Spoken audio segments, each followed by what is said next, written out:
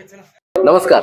सांगली कृषी उत्पन्न बाजार समितीचं विभाजन करण्याचा निर्णय राज्य शासनाने घेतलेला आहे, परंतु हा निर्णय बेकायदेशीरपणे घेतलेला आहे आणि केवळ राजकीय आक्षेपोटी हा निर्णय घेतलेला आहे अशा तऱ्हेची भूमिका जे माजी आणि आजी जे संचालक आहेत त्यांनी मांडलेली आहे. आणि त्या संदर्भामध्ये बोलण्यासाठी आपल्याबरोबर कृषी उत्पन्न बाजार समितीचे सभापती आहेत आनंदराव नरोडे साहेब. आपण त्यांच्याशी बोलणार आहोत. नक्की काय निर्णय झालेला आहे आणि त्याला तुमचा कसा विरोध राहिला? काल अधिसूचना काढली राज्य शासनानं. ढिडे साहेबांनी अधिसूचना घेऊन मार्केट घेऊन चार्ज घेतला. सांगलीत घेतला, कवठी मंगळा घेतला, जतला घेतला. एका वेळेला 3 ठिकाणी घेतला. ती पूर्वकल्पना आम्हाला अजिबात दिलेली नाही किंवा नव्हती. आणि आम्ही ऑलरेडी कोर्टात 5-7 महिन्यापूर्वी गेलेलोच आहे. कोर्टाचा पण निर्णय अजून झालेला नाही. 2 वेळा हिअरिंग झाले पण निर्णय कुठला झालेला नाही. तिने त्याचा काय उल्लेख केला की स्टे न दिल्यामुळं आम्ही अधिसूचना काढून प्रशासक नेमतोय आणि विभाजन करतोय. विभाजन केलेलं नाही, तिने विभाजन केलं. विभाजन करायला काही संबंध नव्हता ना. विभाजन केलं असतं तर ठीक होतं. सवयीच्या अंतर्गत जे केलं आहे ते 100% चुकीचं आहे. त्याविरोधात आम्ही 100% न्यायालयात दाद मागतोय आता. आणि आम्हाला न्यायालयात 100% दाद मिळेल, आम्हाला न्याय मिळेल विश्वास आहे. स्वर्गीय माजी मुख्यमंत्री वसंतदादांनी संपूर्ण महाराष्ट्रभरामध्ये जी चळवळ आहे ती सहकार चळवळ वाढवलेली होती, ती कुठेतरी थांबवायची, ती कुठेतरी मोडीत काढायची हा भाजपचा डाव आहे. 100% आहे.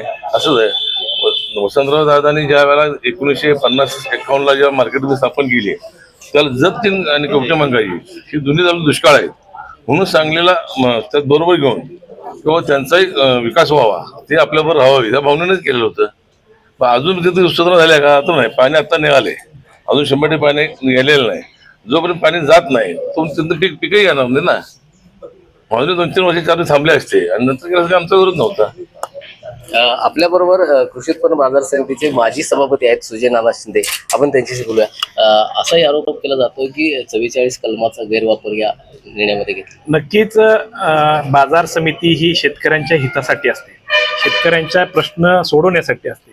परंतु आता हा जर प्रकार बघितला, केवळ सांगलीतल्या व्यापाऱ्यांची मागणी आहे म्हणून भाजपच्या नेत्यांनी, भाजपच्या इथल्या आमदारांनी किंवा जतच्या आमदारांनी दोघांनी मिळून हे कटकारस्थान रचलेलं आहे. हे धोरणात्मक निर्णय राज्याला लागू असताना केवळ सांगली कृषी उत्पन्न बाजार समितीचं तुम्ही विभाजन का केलेलं आहे? जत तालुका आणि कवठी मंकाळ तालुका वेगळा का केलेला आहे? हे अतिशय चुकीच्या पद्धतीनं झालेलं आहे. नक्कीच भाऊंनी सांगितल्याप्रमाणे आम्ही न्यायालयात त्याच्या संदर्भात दाद मागणार आहोत. 100% मेरिट आमच्या बाजूने, न्यायालय आम्हाला न्याय देईल हा विश्वास पण आहे. केवळ या राजकारणामध्ये जत तालुक्याचं आणि कवठी मंकाळ तालुक्याचं अतोनात नुकसान होत आहे, ह्याचा विचार सुद्धा, याचं भान त्या नेत्यांनी ठेवावं असं त्यांना विनंती. आता कोणाकोणाचा विरोध राहणार आहे? कारण ग्रामीण पातळीवरती कृषी उत्पन्न बाजार समितीचं मोठं कार्य आहे. कशा तऱ्हेनं हा निर्णय विरोध होणार आहे? आता सध्या तरी सांगली कृषी उत्पन्न बाजार समितीच्या कार्यक्षेत्रामध्ये जत, कवठी मंकाळ आणि मिरज तालुका येत होता. त्यावेळेस या भागातल्या सर्व सोसायटीचे प्रतिनिधी किंवा ग्रामपंचायतीचे सदस्य, त्यांचे प्रतिनिधी याला मतदान करत होते किंवा या प्रक्रियेमध्ये या सगळ्यात सहभागी असायचे. परंतु आज स्वतंत्र झाल्यानंतर म्हणजे कार्यक्षेत्र कमी झालं आणि फक्त जत तालुक्यापुरतं मर्यादित किंवा कवठी मंकाळ तालुक्यातले संचालक ते कवठी मंकाळ तालुक्यापुरतं मर्यादित, ज्या कार्यक्षम बाजार समिती नाही आहेत, ज्या कार्यक्षमतेनं तिथं विपणन होणार नाही आहे, अशा ठिकाणी पुन्हा बाजार समितीनं सांगलीतनं तोडून वेगळा प्रयोग करणे आणि राज्य शासनाकडे कुठल्याही पद्धतीची निधीची तरतूद नसताना अशा पद्धतीचा प्रयोग करणे हा अतिशय चुकीच्या पद्धतीने होणार आहे. त्यामुळे नक्कीच सर्वच घटक त्यांना विरोध करतील हा आम्हाला विश्वास आहे. सोसायटी असतील किंवा ग्रामपंचायत असतील त्यांच्याकडून कशा तऱ्हेचा विरोध होणार? 100% गेल्या 75 वर्षापासून ही संस्था चालू झाली तेव्हापासून जत तालुक्यातले, कवठी मंकाळ तालुक्यातले ह्या सोसायटी, ग्रामपंचायतीचे प्रतिनिधी याच्यामध्ये नेतृत्व करत होते किंवा सहभागी होते.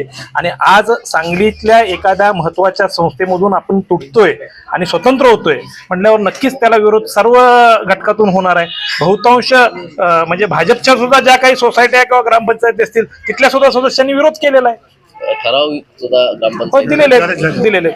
आता पुढची भूमिका नक्की काय राहणार आहे? कारण हे प्रकरण न्यायप्रविष्ट असतानाही असा निर्णय घेण्यात आलेला आहे. आता कुठल्या कोर्टामध्ये जाणार आणि कशा तऱ्हेने लढा जाणार?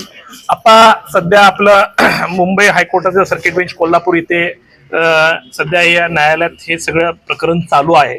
मुळात न्यायप्रविष्ट असताना अशा धोरणात्मक निर्णय घेणे फार चुकीचं होतं. परंतु तरी सुद्धा आम्ही विधी तज्ज्ञांचा सल्ला घेऊन अतिशय चांगल्या पद्धतीने पुढचं पाऊल टाकणार आहोत आणि येणाऱ्या 1-2-3 दिवसामध्ये नक्कीच त्याच्याबद्दल आपल्याला न्यायालय चांगला निर्णय घेईल असा आम्हाला विश्वास आहे. नक्कीच या निर्णयाच्या विरोधामध्ये सध्या न्यायालयात याचिका दाखल असतानाही असा निर्णय घेणं हे अत्यंत चुकीचं आणि बेकायदेशीरपणे आहे. केवळ आणि केवळ राजकीय आक्षापोटीच हा निर्णय घेण्यात आल्याचा आरोप या संचालक मंडळाकडून केला जातोय आणि नक्कीच इथून पुढच्या काळामध्ये न्यायालय काय निर्णय देईल याकडे मात्र सर्वांचं लक्ष लागून राहणार आहे. मोहन राजमाने, नवराष्ट्र न्यूज, सांगली.